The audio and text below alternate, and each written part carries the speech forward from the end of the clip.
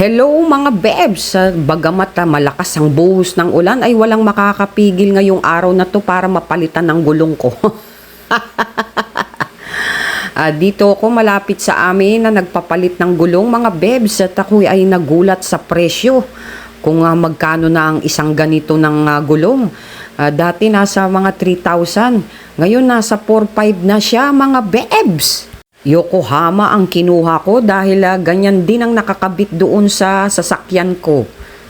So tatanggalin nila ay Yokohama at ang ipapalit din ay Yokohama mga bebs. So yan yung dati na aking 2017 kasi chinecheck ko yung manufacturing date. Goods naman yung manufacturing date niya at 24-24 ang nakalagay.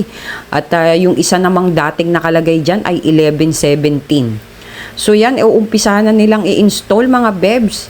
Nanghihingi ako ng libre pero wala daw silang libre kahit papayong, kahit palobo, kahit pababulgam man lang dyan, wala. So ang bilis nilang magtrabaho. Sana yung bilis na yan ay pulido rin. At pinapalitan ko na rin ng bagong pito.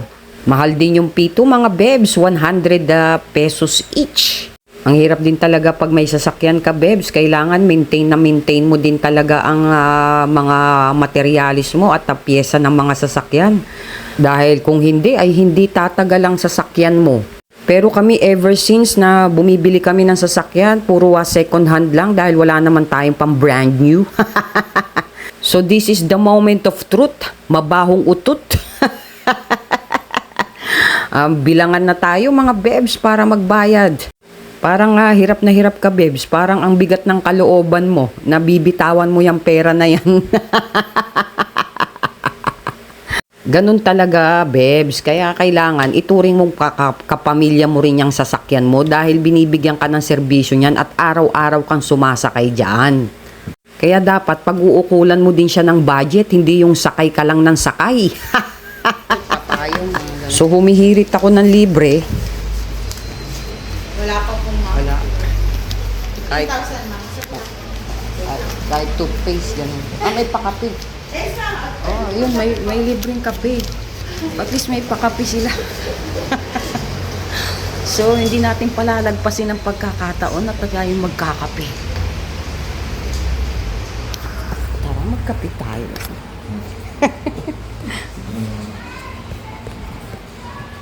Ano ba ito? Nakasaksak ba? Ayun. Ang arte mo, bebs. Akala mo may pa-brewed coffee sila. Ayun pala. Pag kayo magkakape at libre lang, huwag nyo naman sobraan. Dapat konti-konti lang. Konti-konti lang, ganyan. Kasi, konti lang din yung baso, maliit. Konti lang yung baso. Konti lang yung baso, maliit yung baso. So, ito yung asukal. Huwag din masyadong maraming asukal, baka magka-diabetes ka na. Tama na yung ganito lang. Kunti lang. Yung makulayan lang yung tubig. At dito ako malakas sa creamer. Ayan. Dito tayo babawi ng tamis.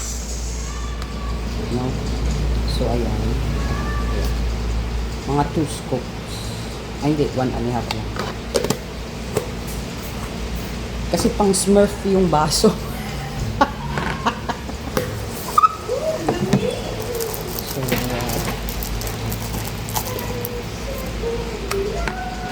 Lagyan na natin. So, maglalagay na tayo ng tubig.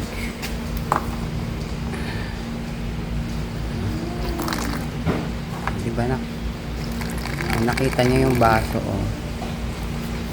Tsaka pag nagkakape ako, half cold, half lang. Ganyan.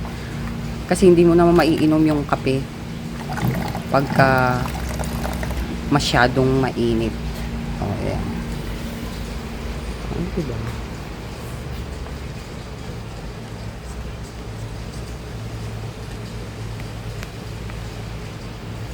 O, di ito lang. Pa-cutie lang tayo. Thank you, be. Salamat.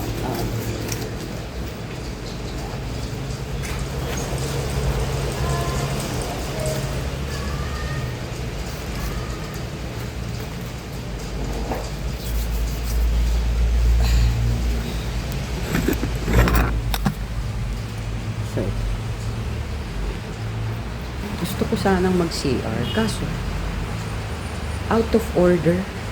So yun lang mga bebs at mapagpalang hapon sa inyong lahat. Sumayin nyo ang kapayapaan at ang biyaya ng Diyos. Good vibes. Mwah!